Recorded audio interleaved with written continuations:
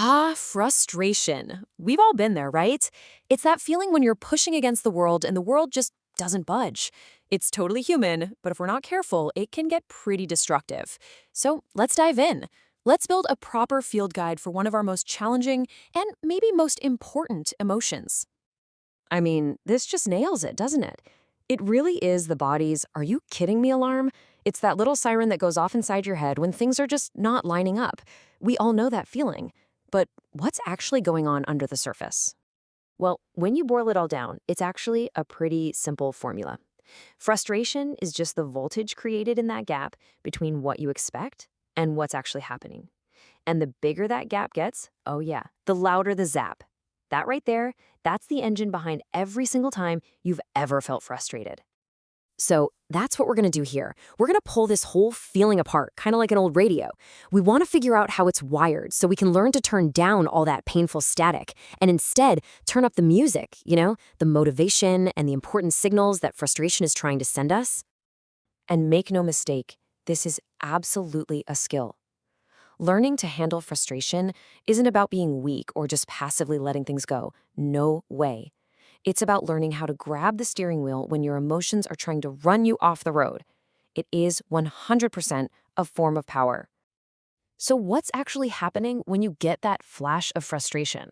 There's this little chain reaction that kicks off inside of us. Let's pop the hood and take a look, because it unfolds in a really predictable way, every single time. Okay, first things first, it always starts with your body.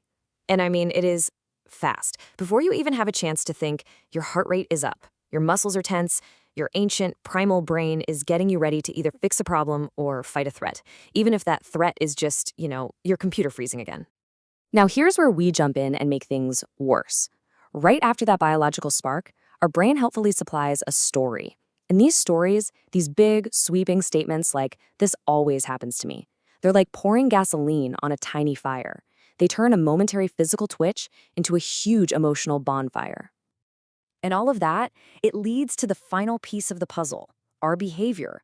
Fueled by our biology and the story we just told ourselves, we act out. We snap at someone, we start doom scrolling on our phone, maybe we just go completely silent. This is the moment frustration starts causing real damage in the real world. But here's the thing, frustration isn't the villain here. Not entirely anyway. It's a tool. And like any good tool, it can build things up or it can tear them down. On one side, it's pure fuel. It can motivate you, it can show you where your boundaries are. But on the other side, it's a wildfire. It gives you tunnel vision, it stresses you out, and it can leave shrapnel in your relationships. And that leads to this quote, which, wow, it just nails it. Think about it. That same ambition, that same drive that makes you want to build something amazing, when it's unmanaged, it just becomes sharp and painful. It hurts you and it hurts the people you're trying to work with. The whole game is learning how to take off the barbed wire. Okay, so how do we actually do that? How do we build a strategy? Let's break down a super simple but seriously powerful tool for getting a handle on this. It's a mental map that can help you sort through pretty much any problem. I want you to picture 3 buckets. Bucket number 1 is everything you have direct control over. Your actions, your words, your focus. This is your power zone. Then you've got bucket number 3. This is everything you have zero control over. The weather, traffic, other people's choices. That's the anxiety zone. And bucket 2 is that tricky middle ground, where you have influence but not control. The key is to pour as much of your energy as possible into bucket 1. That's how you build resilience. So let's make this real for a second. Think about what's bugging you right now. Seriously, which bucket is it in? Sometimes just sorting the problem is enough to make your shoulders drop.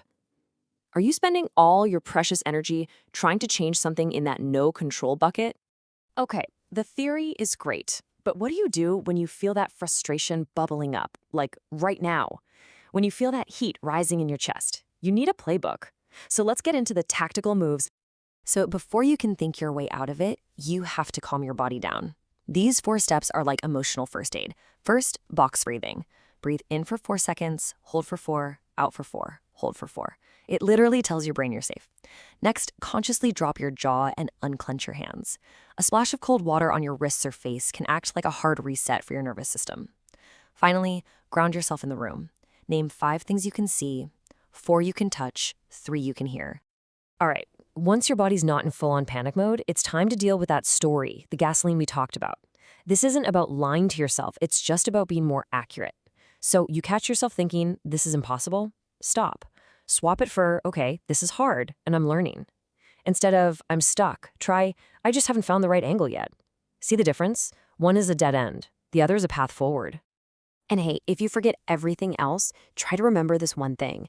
That initial chemical flood of an emotion, it actually only lasts about 90 seconds in your body. If you can just pause, breathe, and not feed it a story for just a minute and a half, that wave will often pass all on its own. It's an amazing little micro drill. So those quick fixes are amazing. They're like emotional first aid. But the real game changer is building long-term strength, creating a system so that you're less likely to spiral out in the first place. This is about moving from being reactive to being ready. So here's a little experiment you can try, a 7-day practice to start rewiring your default response. It walks you through each of these skills. You start simple. On day 1, you just notice your triggers, no judgment. By day 3, you're practicing those reframes. By day 5, you're actually setting a real boundary. It's not about being perfect. It's all about the reps. That's how you build a new habit. And to keep this going, you can make it a ritual. Think of it as a quick 15-minute weekly check-in with yourself. What's been draining your energy? Sort it into those 3 buckets. Then make a concrete plan. Instead of letting frustration build up all week, you're getting ahead of it. You're turning a bad week into better data. So when we put all this together, what's the big picture here? The ultimate goal is to completely change our relationship with frustration, to stop seeing it as an enemy we have to fight and start seeing it as a signal we need to listen to. And sometimes that signal is pointing to something much deeper. You know, if you're hitting the same frustrating wall every single week, that's a sign you need a structural change, not just a mood change. Or if your frustration feels really heavy, almost like grief, you might be going against one of your core values. And if literally everything is getting on your nerves, hey, it might not be a character flaw. It might just be that your battery is completely empty. And maybe we can end with this thought. Frustration isn't a flaw. It's not a sign that you're failing. It's actually proof that you still care. It's the heat that gets generated when you're actively trying to create something, to make a shape in the world. The goal isn't to get rid of the heat, it's just to aim it right. Which brings us to our final idea, and it's a powerful one. We build these skills, these rituals, not because they're going to make life easy, they won't, but because they make us sturdier. And that is how we do more than just let go of frustration. That is how we let it help us become who we're meant to be.